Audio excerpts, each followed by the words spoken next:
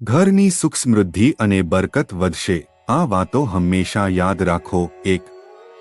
દાન હંમેશા સીધા હાથથી કરવું જોઈએ। તે શુભ અને ફળદાયી હોય છે। 2. દીવા સાથે દીવો ન પ્રગટાવવો જોઈએ। રોગો અને સમસ્યાઓ આવે છે।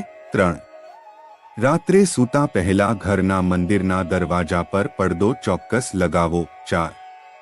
સાંજે ઘરના મુખ્ય દ્વાર પાસે સરસવના તેલનો દીવો પ્રગટાવો।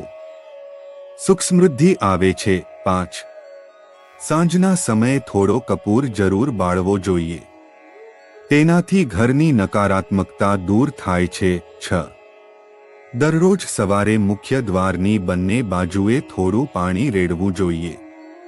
તેનાથી ઘરમાં સારી ઉર્જાનો સંચાર થાય છે। આવી અન્ય જાણકારી માટે ચેનલને સબસ્ક્રાઇબ કરો। જય શ્રી કૃષ્ણ।